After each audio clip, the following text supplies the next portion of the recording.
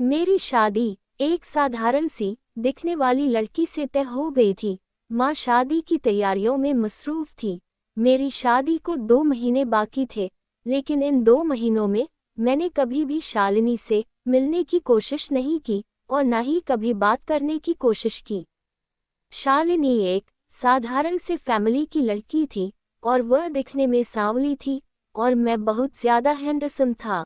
मेरी रंगत भी बहुत ज्यादा गोरी थी, लेकिन मेरी माँ ने शालिनी का नेचर देखकर उसे मेरे लिए पसंद किया था, इसलिए मैं भी उसी में खुश हो गया जो ऊपर वाले ने मुझे दिया। शालिनी से मेरा कोई दिली लगाव ना था। 2 महीने ऐसे बीते, पता ही ना चला और मेरी शादी का दिन आ गया। शालिनी मिडिल क्लास होकर भी बहुत ज्यादा जहेज लाई थी, यहाँ तक कि उसके पिताजी ने मुझे गाड़ी भी दी। जब उन्होंने मुझसे पूछा तो कोई गधा ही होगा जो गाड़ी लेने से इनकार करेगा। मेरी शादी हो गई। मैं और शालिनी स्टेज पर बैठे थे। मैं एक बहुत बड़ी कंपनी में काम करता था। मैंने अपनी शादी में कंपनी के मालिक को भी इनवाइट किया था। वह अपने इकलौते बेटे और इकलौती बेटी के साथ मेरे शादी में शामिल हुए। सर को देखते ही मैं स्टेज से उतरा और उनके पास पहुंचा। उन सब ने मुझे बधाई दी और सर की बेटी संजना, वह मुझे बहुत ही गौर से देख रही थी। वह किसी शहजादी की तरह दिख रही थी। पूरे फंक्शन में मेरी नज़र सिर्फ और सिर्फ संजना पर थी और संजना की नज़र मुझ पर थी। सब मेहमान जाने के बाद मैं संजना के पास उसका हाल पूछने पहुंचा। संजना ने बिना कोई झिझक के मुझसे कहा, तुम अपनी पत्नी को अभी के अभी तलाक दे दो और मैं अभी तुमसे शादी कर लेती हूँ। मैं बहुत चक्का रह गया कि पहली ही मुलाकात में इतनी बोल्ड लड़की, मुझे ऐसी ही लड़की पसंद थी। जब मैं स्टेज से नीचे आया था, शालिनी को कमरे में पहुंचा दिया गया था। मैं कमरे में गया और मैं शालिनी को देखता खड़ा रह गया। मैं बहुत ज्यादा कश्मकश में था कि आखिर मैं क्या करूं।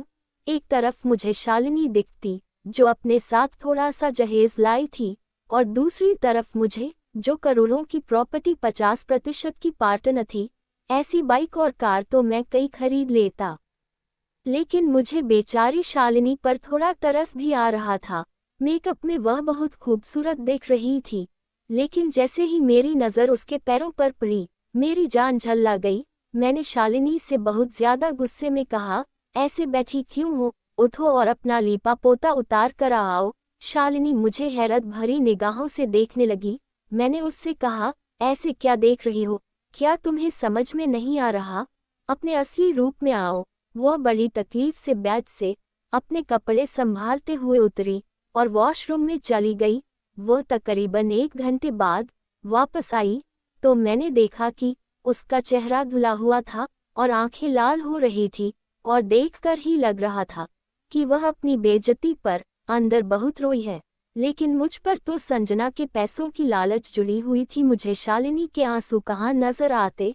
मैंने शालिनी का हाथ मजबूती से पकड़ा और उसे खींचते हुए बाहर ले गया।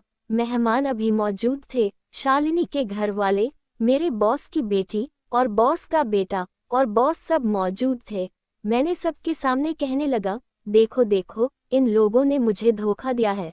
इन्होंने मुझे दिखाया कुछ है और दे दी अपनी काली कलूटी बेटी। मैं इसे नहीं अपनाऊंगा और मैं इससे अभी के अभी तलाक लूंगा। संजना ने अपने वकील को फोन पर सब बता दिया था, इसलिए वह कागज तैयार करके ले आया।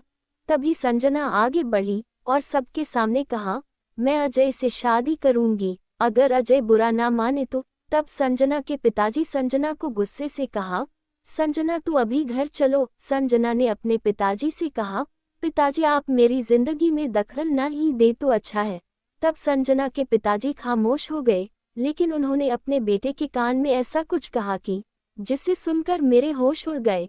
बॉस का बेटा निखिल सामने आया और कहने लगा, मैं शालिनी से इसी मंडप में शादी करूंगा। शालिनी के माता पिता को क्या एतराज होता, वह मान गए। इस तरह एक ही मंडप में मेरी संजना से और शालिनी की निखिल से शादी हो गई।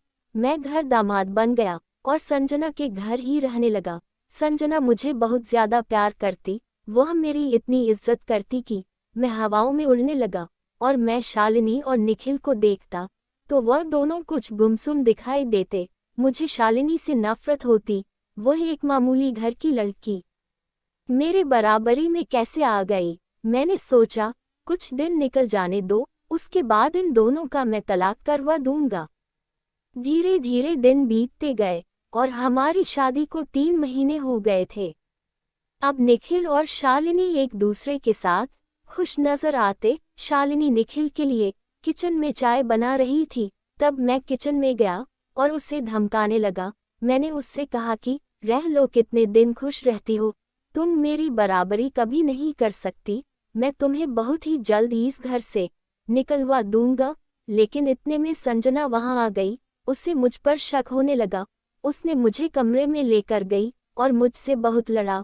उसे लगता था कि मैं और शालिनी एक दूसरे को पसंद करते हैं।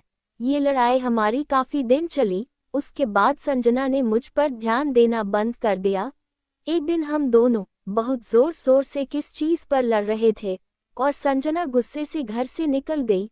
उसके जाने के बाद मैं कमरे में दिन भर परेशानी में रहा।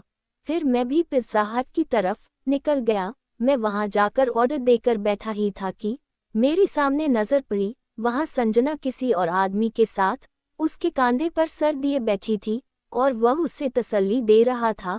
मेरा खून खौल उठा और मैं उसके पास गया और कहा, यह क्या है संजना, तुम इस आदमी के साथ क्या कर रही हो। तब संजना ने मुझे एक जोरदार थप्पड़ रसीद किया और कहा, अपनी औकात में रहकर बात करो, तुम हो ही किया जो मुझसे इस तरह से सवाल कर रहे हो। खबरदार, आइंदा से मेरे मामलात में दखलंदाजी मत करना। और मैं घर वापस आ गया। मैं बहुत ज्यादा परेशान था कि मैं क्या करूं। अभी संजना घर आई, मैंने उससे बात ना की। उसने मुझसे कहा, देखो तुम मेरे पति जरूर हो, लेकिन असल में तुम मेरे आज़ादी का सर्टिफिकेट हो। अगर मैं तुमसे शादी नहीं करती तो मेरे पिताजी मुझे ये सब करने की कभी आज़ादी न देते। तुमने कभी बिगड़ी हुई अमीरजादियों के बारे में सुना है? मैं उन्हीं में से एक हूँ। मैं आज़ादी से घूम फिर नहीं सकती थी क्योंकि डैड कभी मुझे घूमने नहीं देते थे। अब मैं आज़ादी से घूम फिर सकती हूँ और कोई मुझे कुछ नहीं कह सकता, यहाँ तक कि तुम भी। तुम हो ही कौन, मेरे पैसों पर पलने वाले। मैं आंखें फाड़कर संजना को देखने लगा। उन दिनों मैं अपने ही गमों में इतना डूब गया था कि मैंने आसपास नजर ही नहीं दौड़ाई। मैं गार्डन में बैठकर रो रहा था कि एक हाथ मेरे कंधे पर आया। मैं पलट कर देखा तो वहां बास मेरे पास खड़े थे। उन्होंने मुझसे कहा, बेटा तुम हीरे की हवस में हीरा ही गवा बैठे। तुमने ये रास्ता खुद अपनाया है और अब ये तुम पर डिपेंड करता है कि तुम इसे कैसे संभालते हो। मेरे आगे कोई रास्ता ना बचा। मैं संजना के पास गया और उससे बहुत माफी मांगी और उससे समझाने की कोशिश की। हम दोनों मिलकर एक अच्छी जिंदगी गुजारेंगे। बहुत मन्नत करने के बाद वह मान गई। अब हमारी जिंदगी पहले से काफी बेहतर हो गई थी। मेरी कोशिश रहती कि संजना का मूड अच्छा होता तो मैं उससे कंपनी में कुछ शेयर अपने नाम करवाना चाहता था, लेकिन वह हमेशा बात को टालमटोल कर देती।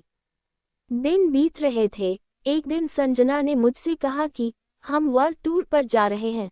मेरा तो हमेशा से सपना था वर्ल्ड टूर पर जाने का। मैं बहुत ज्यादा खुश हो गया कि आखिरकार संजना और मैं एक साथ अकेले कुछ वक्त बिताएंगे। हम दोनों ने अपनी शॉपिंग की और एक दिन निकल गए।